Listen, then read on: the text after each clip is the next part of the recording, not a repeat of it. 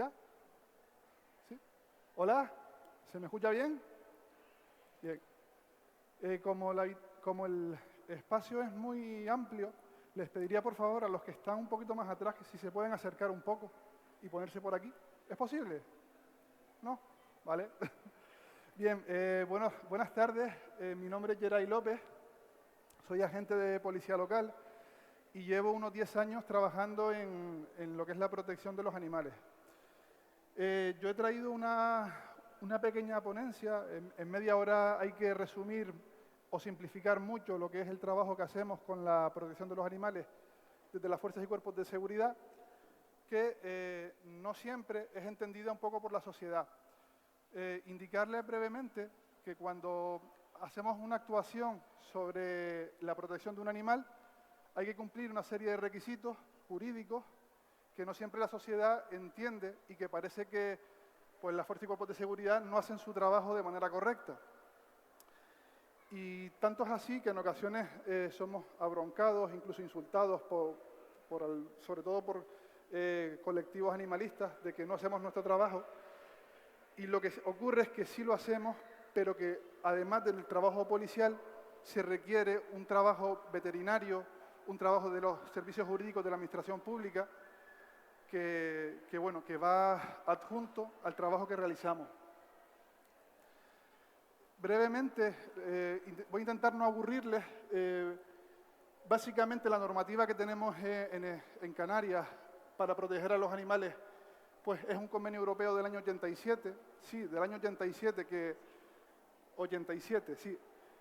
que ha venido a aplicarse, desgraciadamente por un lado y afortunadamente por otro. A partir de 2018 es cuando hemos empezado a aplicarlo. O sea, se crea en el año 87 y lo empezamos a aplicar en 2018. Luego tenemos una normativa del año 91 y un decreto del 95 que la desarrolla. Y ahora está muy de moda hablar sobre la normativa de la nueva ley de protección animal. Bien, ya les aseguro que si aplicásemos la normativa del año 91, sería suficiente para acabar, o por lo menos para combatir, el maltrato en Canarias. Estamos volcándonos en una nueva ley de protección animal y yo diría que sería mucho más sencillo aplicar la que ya tenemos, porque si sacamos una nueva normativa y no la aplicamos, que es lo que temo que va a pasar, vamos a seguir igual. Luego tenemos un código penal que en 2015 se produce una reforma donde viene a proteger un poquito más los animales. Luego hablaremos sobre esa reforma. Y ahora ya se está hablando de otra, donde se prevén sanciones superiores a las que sería, por ejemplo, si un hombre agrede a una mujer, hay una pena, y se está trabajando para que el nuevo Código Penal o la reforma, la pena sea superior, incluso cuando se golpee a un animal. Cuando hablamos de maltrato animal es importante definirlo. ¿Qué es maltrato animal? Porque no todas las cosas que observamos es maltrato. Hay muchas definiciones sobre lo que es el maltrato animal. Yo me quedo con esta. Y voy a empezar por el final. El maltrato no solo es físico, también puede ser psicológico. Pero el kit de la clave de todo esto, si tuviera un puncero láser, pero bueno, cuando es injustificado. Por ejemplo, ¿alguien cree que poner una vacuna a un animal duele? Entendemos que puede doler, ¿no? O coser una herida, al animal le va a doler. Pero eso estaría justificado. Por tanto, hablamos que el maltrato se produce cuando la acción o la omisión no está justificada. Por ejemplo, recientemente en un municipio aparecen unos perros en muy mal estado. Todo el mundo se volcaba en que los perros estaban en mal estado y que el dueño era muy malo, que lo es. ¿Pero qué ocurrió? Que resulta que ese dueño había sido detenido semanas antes por las fuerzas y cuerpos de seguridad y nadie se percató de que habían animales en el domicilio. Claro que los animales estaban flacos, Pero ¿era culpa del propietario? En mi opinión, no.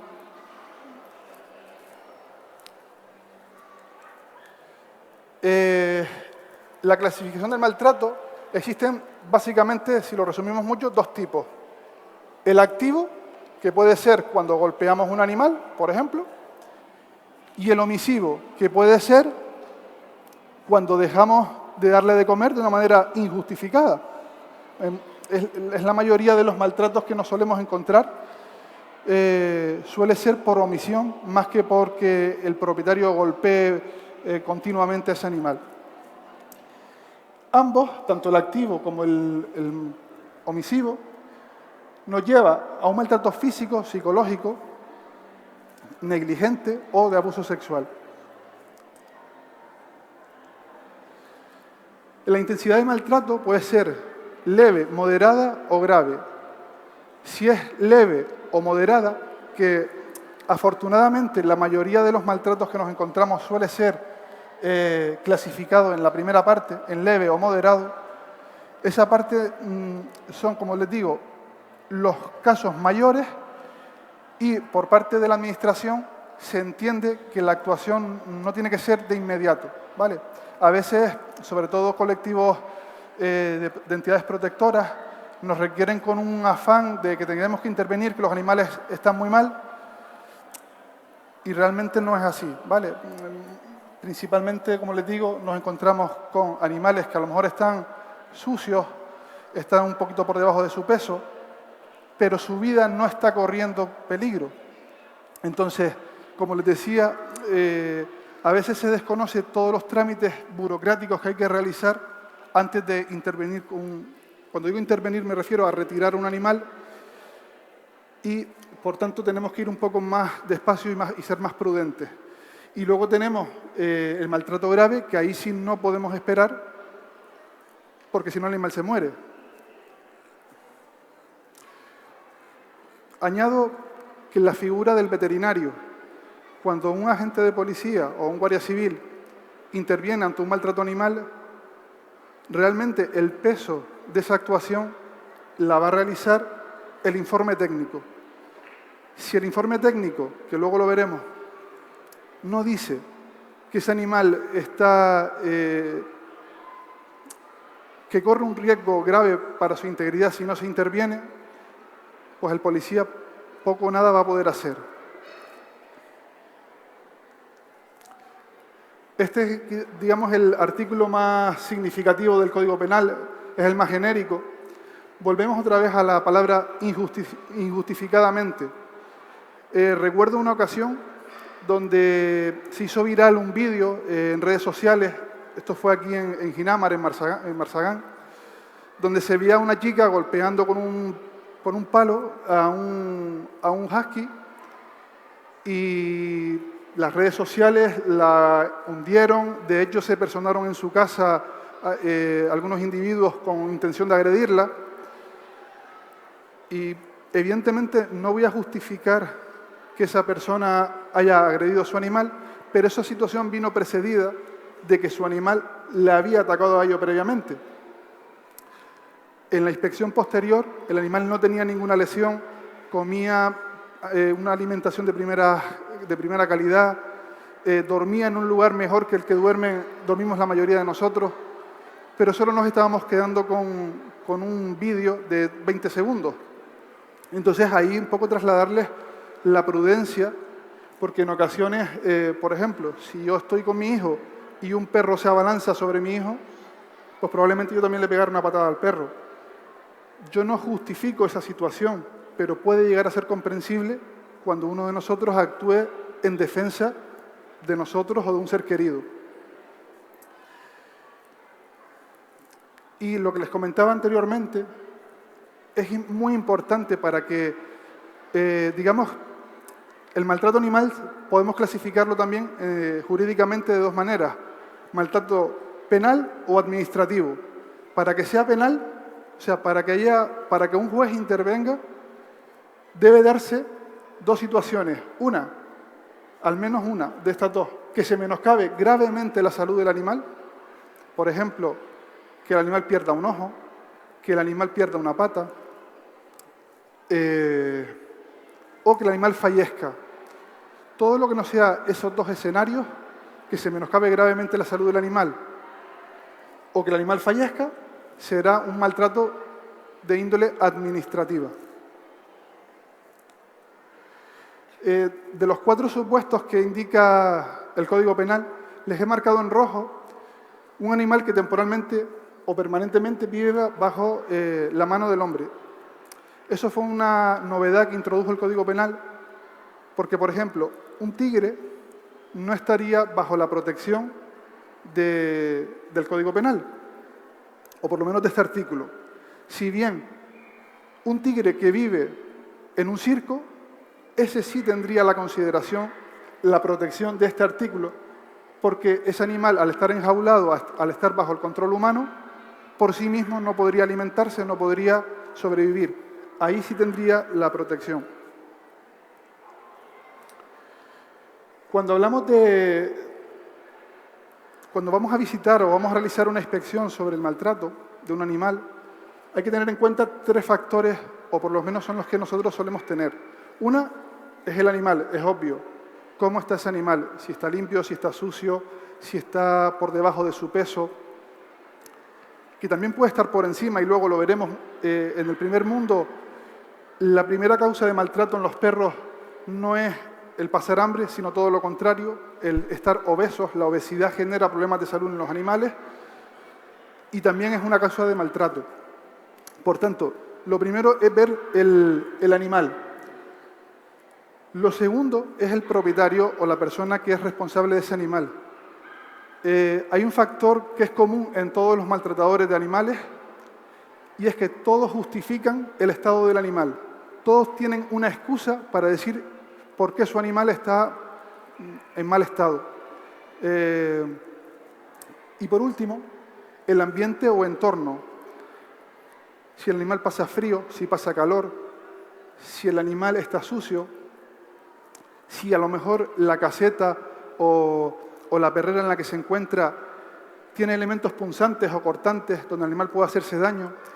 Luego lo veremos, pero a grosso modo hacemos un estudio del animal, de su propietario y del entorno. Hablábamos antes, al inicio de este convenio europeo del año 87 y que empezó a aplicarse o a tenerse en cuenta a partir del año 2018, y ahora se entiende que cualquier animal nacido posterior a 2018 que esté mutilado de orejas o de rabo va a ser perseguido. Luego hay 2 vertientes, una que dice que es un maltrato administrativo y otra que dice que es un maltrato penal. Sé que, por ejemplo, el Seprona ha instruido procedimientos vía judicial por mutilación de orejas y están teniendo éxito en el juzgado. Bien, tenemos que adaptarnos a las nuevas corrientes y ya entender. Por ejemplo, es un presa canario, ¿verdad? Era habitual hasta no hace mucho encontrarnos con las orejas mutiladas y ya, por ejemplo, la sociedad canina, la Federación Sinológica ya prohíbe que los perros entren en el ring con mutilaciones, incluso porque hasta ahora, si los perros eran anteriores a 2018, permitían que entraran al ring con las orejas cortadas, pero ya ni siquiera, aunque sean posteriores, los permiten. No hace mucho, en San Mateo, hubo una especie de redada con los American Bully, donde la Guardia Civil intervino precisamente porque la mayoría de estos perros estaban mutilados. Bien, ya empiezan a haber consecuencias del corte de orejas y rabos de manera injustificada. Esto no quiere decir que si un animal, por ejemplo un perro, se le parte la cola, vayamos a denunciar al propietario porque al animal se le partió la cola y tengamos que cortar la cola o amputarla. Solo sería cuando se realice con fines estéticos.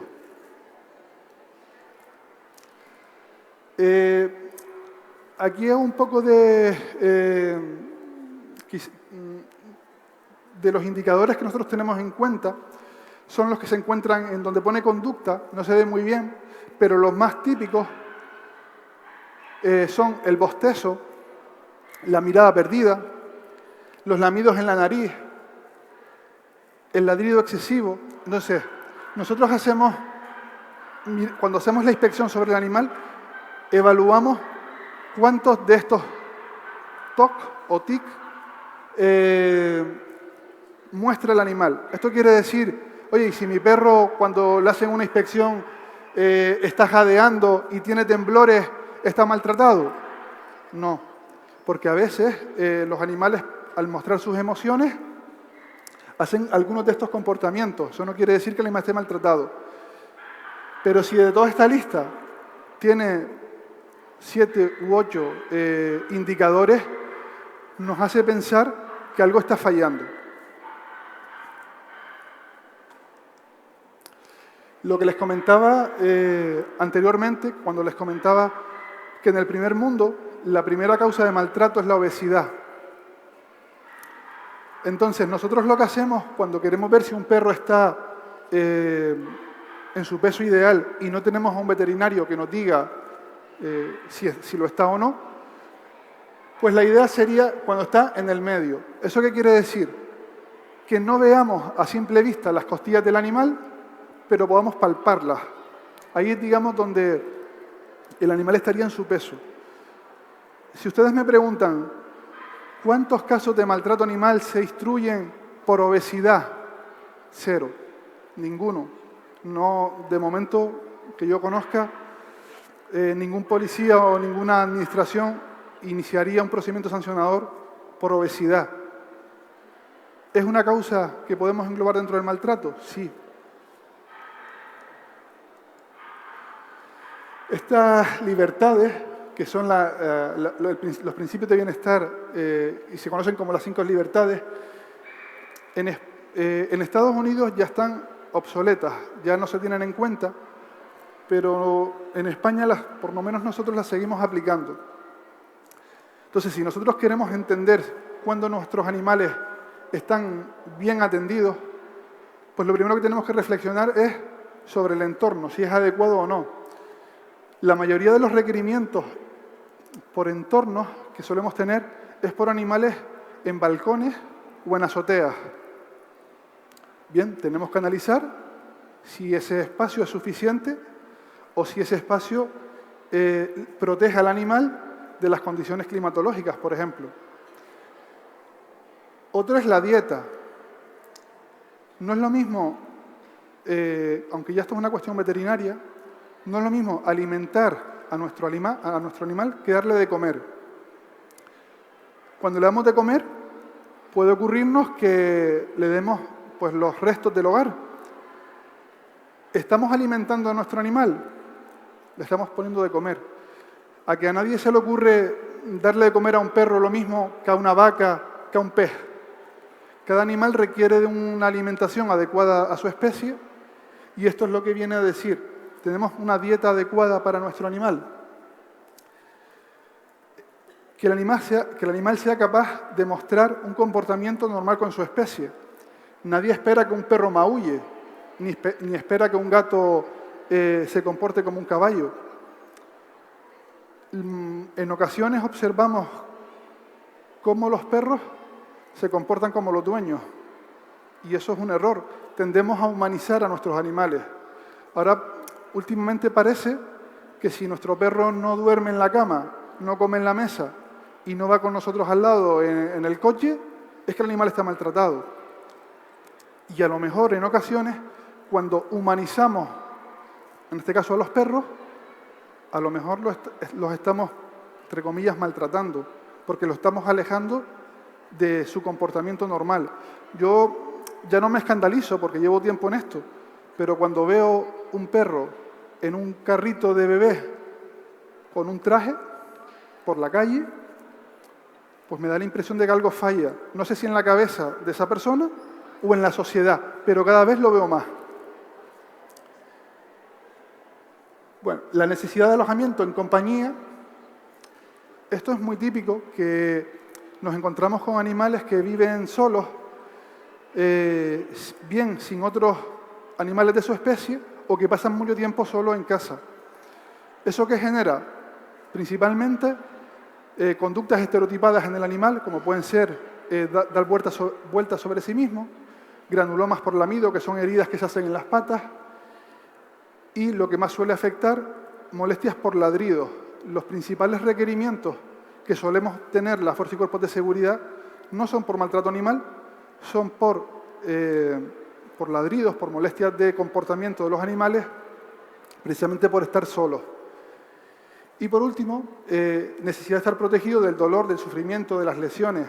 Eso quiere decir, por ejemplo, si tenemos un animal en nuestra azotea y el animal se tira de la azotea, en los perros, me voy a centrar en perros porque es lo que más suele haber, perros y gatos. Los perros no controlan bien las alturas. Entonces, hay muchos accidentes porque los perros se tiran, porque algo que está debajo les interesa y se tiran. Bien, pues es nuestra responsabilidad protegerlos, poner una valla en la azotea para evitar que se caiga. Aquí cuando nosotros hacemos una inspección, esto lo he traído un poco para que si algún día les realizan una inspección o ustedes detectan que hay un animal que pueda estar en mal estado, pues un poco a modo de reflexión. En cuanto al entorno, pues, ¿dónde duerme por la noche? ¿Dónde permanece durante el día? La actividad, el ejercicio que hace el perro, cuánto tiempo, cuánta frecuencia. Por ejemplo, en ocasiones, mi perro sale 3 veces al día, vale, pero ¿cuánto tiempo? No, sale por la mañana, pijicaca, 20 minutos por la tarde y pijicaca por la noche. Si nos ponemos a sumar todo ese tiempo, pues resulta que el animal sale a la calle 20, 25 minutos al día. Eso a lo mejor es suficiente para un chihuahua, a lo mejor es suficiente, pero es que para un pastor belga malinois eso no es suficiente. Entonces, tenemos que entender el tipo de raza que tenemos, porque tendremos que adaptar, al igual que la alimentación y otras cosas, el tiempo que le dedicamos. Aspectos redundando en la dieta, qué come el animal, cuánto come, la frecuencia. Por ejemplo, a lo mejor resulta que un pastor alemán o un presa canario le ponemos 2 veces al día, pero a lo mejor un Yorkshire necesita tener comida de manera ad libitum y que pueda comer durante todo el día. Entonces, en función de cada animal tendremos que adaptar las necesidades.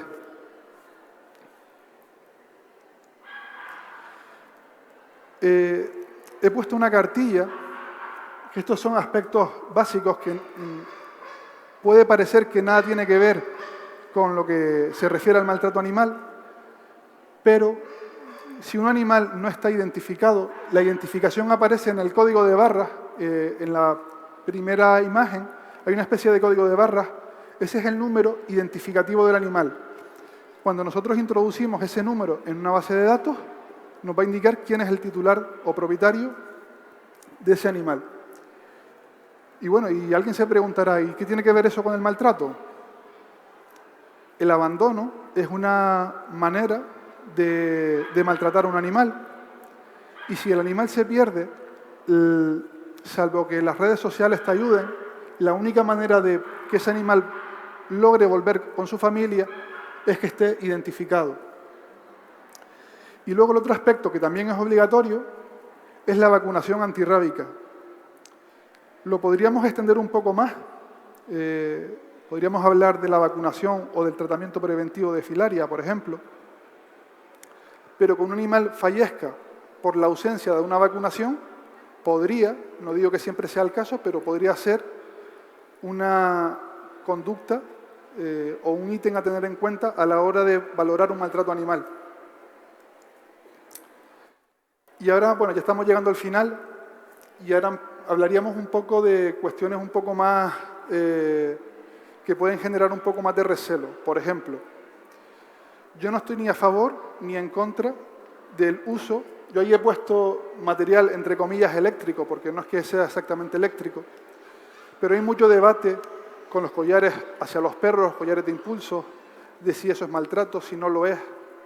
Yo me quedaría en el centro y diría que todo depende de cómo se use esa herramienta. Por ejemplo, Yo he visto perros que para ser adiestrados utilizaban este tipo de collares y el perro literalmente levantar las 4 patas del suelo tras sufrir esa descarga, ¿no?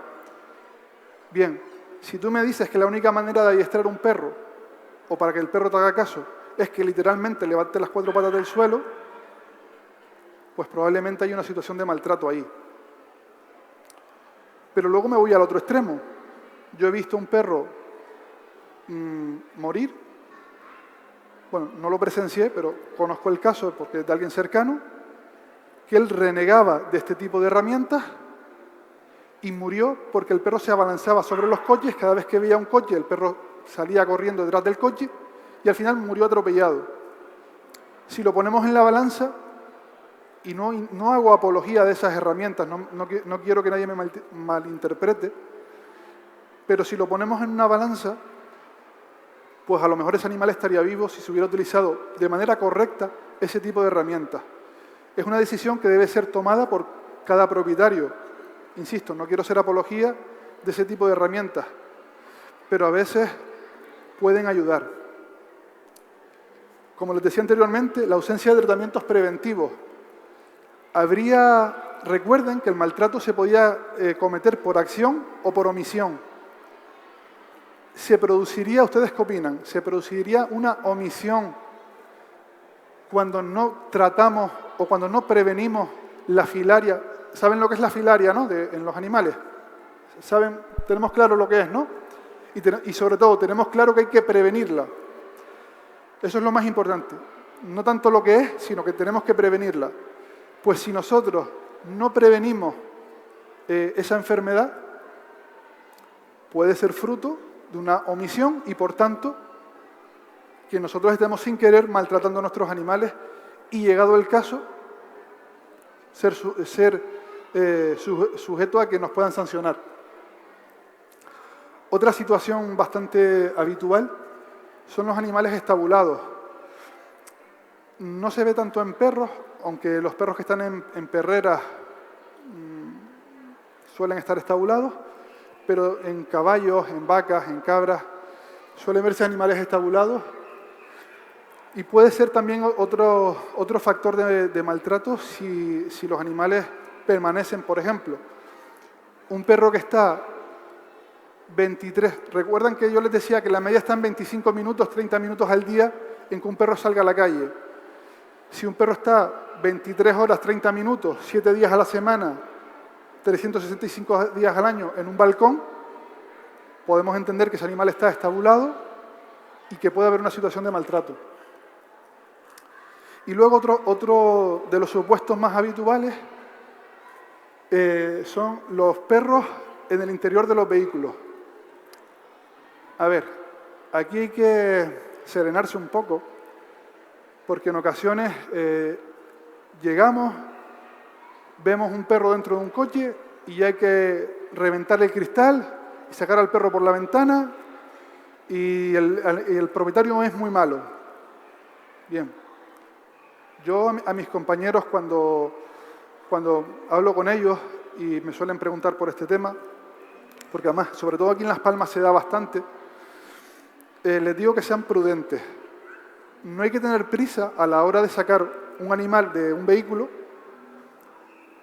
porque hay que tener algunos factores en cuenta. Por ejemplo, mira, es que resulta que son las 7 de la tarde, es invierno y el animal ni está jadeando, está tranquilo y no hay nadie que diga que el animal lleva ahí 25 horas.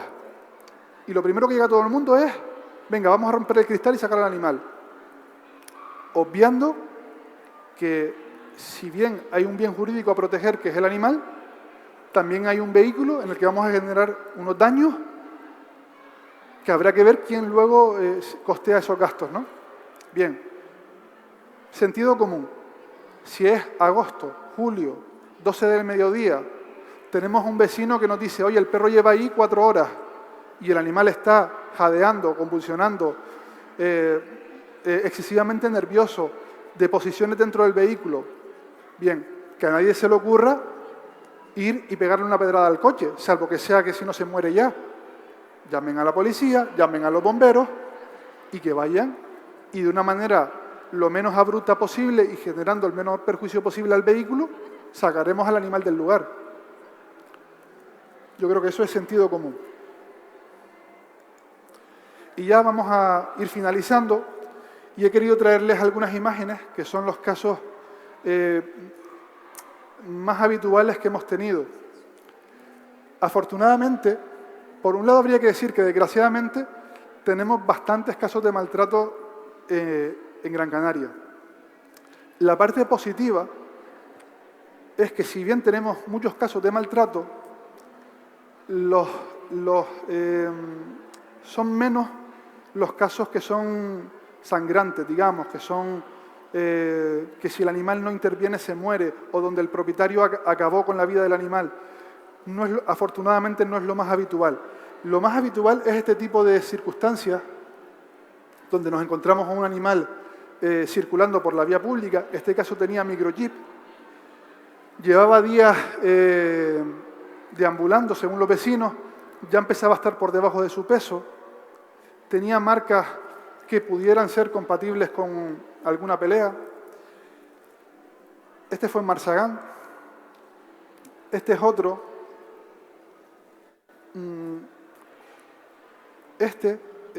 Como les decía, a veces se enfadan conmigo. Este es uno de los casos en los que se enfadaron conmigo y ahora veremos. Y este fue otro también de los que se enfadaron conmigo porque me decían, esto es un delito y por tanto hay que detener al dueño del animal porque se ha portado muy mal y porque el animal está en muy mal estado. Si recordamos al inicio, yo les decía, para que haya un delito, tienen que darse al menos una de dos circunstancias, que se menoscabe gravemente la salud del animal o que fallezca. Bien, en este caso no ha fallecido y muchos dirán, hombre, pero es que en este caso se ha menoscabado gravemente la salud del animal. Bien, si no hay un veterinario que certifique eso, por sí solo la actuación policial, nos van a archivar el caso, como fue el caso en el juzgado, no se pudo probar que se menoscabara gravemente la salud del animal. Oye, pero es que el animal tiene heridas, es que está asustado, es que mira cómo está desnutrido. Sí, pero quien prueba, quien tiene la obligación de probar, es el que denuncia. Y en este caso, la única forma que tiene la Fuerza y Cuerpos de Seguridad, salvo que sean cosas muy flagrantes, es el informe técnico que debe existir en toda actuación. Este fue un caso de maltrato por omisión. Este es un gato que lo tenían fuera de la vivienda y claro, por el tipo de raza que era, el sol le afectaba porque no tiene pelo. Pues al final empezó a tener un cáncer ahí por el sol, porque al final se fue deteriorando, su propietaria carecía de recursos económicos para tratarlo y al final hubo que retirar el animal porque si no hubiera fallecido. Y aquí sí me gustaría hacer ya que estamos terminando, una reflexión en este caso. Al final el propietario, por omisión y por carecer de recursos, sinceramente al final no le pasó nada. Y ahí es donde debe un poco reflexionar la administración pública, tanto la administración general como la administración de justicia. Lo que está ocurriendo es que cuando maltratamos a un animal sale gratis.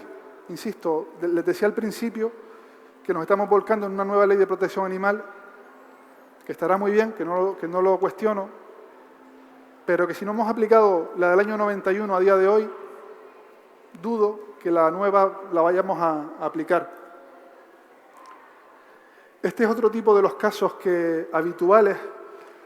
Si recuerdan, les comentaba que uno de los ítems a tener en cuenta, bueno, uno era el animal, otro el propietario y otro el entorno. Aquí hay elementos donde el animal puede hacerse daño.